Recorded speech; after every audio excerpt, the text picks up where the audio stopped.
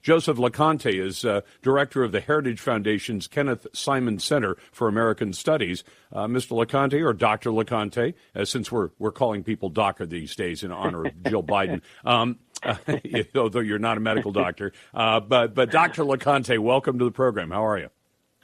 Lars, thanks for having me, and you can call me Joe. It's great to be on the program. Joe, it's a pleasure to have you. And see, I have people who occasionally, I call them naysayers, and they're welcome to call the show, and they'll say, you always say government does things worse. And I say, well, there are very few examples where it does a fantastic job, and the military may be one example, but that's made up entirely of volunteers, and all the tools they use are produced by private industry. So they are the least government-bound of government agencies, but the ones that are full-on government, they usually come up with the worst way of doing almost anything. Are things getting any better, or are they actually getting worse since Dutch? Well, it does seem like things are getting much, much worse, and it's not only the progressive left. We've got, I think, difficulties, of course, within the conservative movement and the Republican Party, and I think there's a lack of appreciation for what Reagan was able to achieve, given the cultural and political obstacles that he faced. You really can't think of anyone, certainly not in my lifetime, as a conservative, who could speak so clearly about why and how government will continue to be a massive problem in our lives if we don't go back to a more constitutional understanding of what government's supposed to do. Is there a way, perhaps, to back government out? Because that's usually my plea to people. Could we please have the private sector do more of? And I'll give you a good example, Joe. In this last year, we saw a lot of people become very quickly unemployed, and there was a massive rush. And they had earned, and I always emphasized it, unemployment payments are not the welfare, they're not food stamps. These are benefits that you earn by virtue of doing work for somebody. If you become unemployed, not for cause, but just unemployed, you get a payment that you have earned. You earned it with your work. Your employer paid the fee. I pay it for my employees. But the government was terrible about getting the checks out.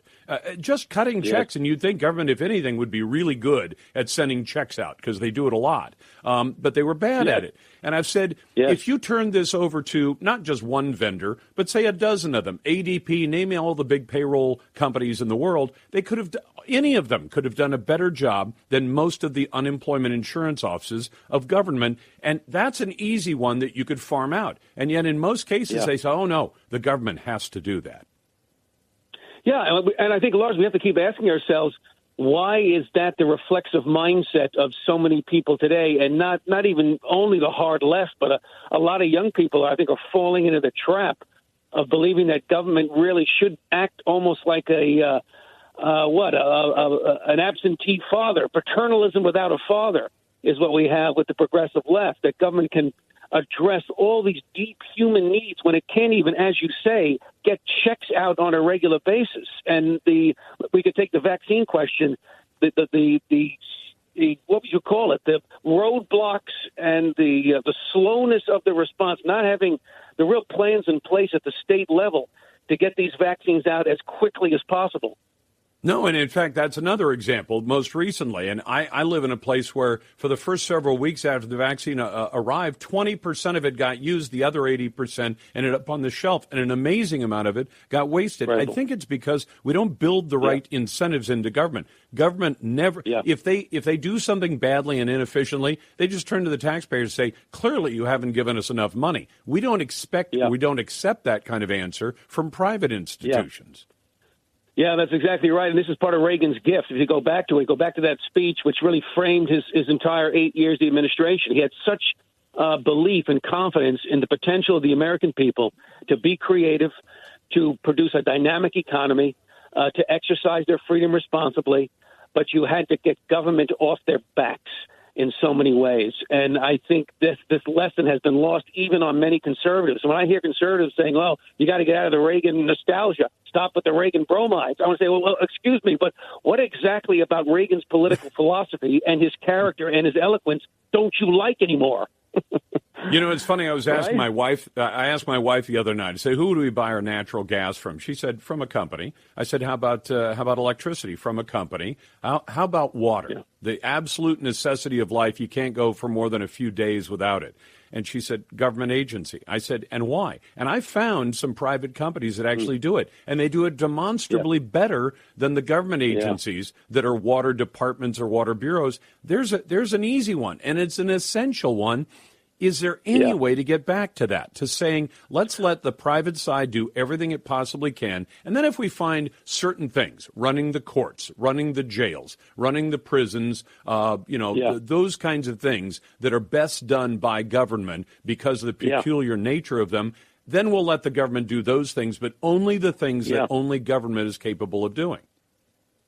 Well, Lars, you're talking about a revival, a renewal of civil society is what you're talking about, right? The private sector, civil society, all those groups and organizations that take on the difficult tasks, people working together in community with a common vision. We've got to recapture that within the conservative movement, the Republican Party especially, but also I think the way to begin here is at the local level. You've got to have models of excellence where that dynamism, that private sector dynamism is on display, and it's indisputable. Nothing speaks louder than success. So governors, county executives, mayors, especially mayors. I mean, look what we've seen of the mayors over the last year in various urban areas as things are going to heck in a handbasket, right? How they've handled the violence and all the rest of it. No, they don't handle it well at all. And, of course, my favorite example is always the Postal Service. And people say, why do you hate the I don't hate the Postal Service. They say it's required by the Constitution. No, it's allowed by the Constitution, but it is not mandated by the Constitution. Yeah. And I say, you know those two companies, UPS and FedEx, do they do a good job? Yes. Does the Postal Service routinely not?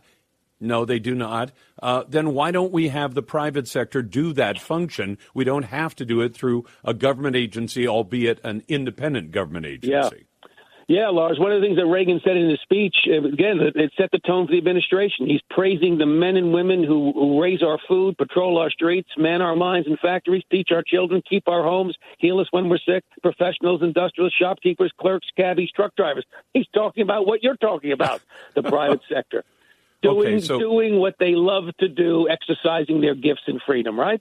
Joe Loconte from the Heritage Foundation, from the B. Kenneth Simon Center for American Studies. How do we get there? We got a minute. Oh, yeah.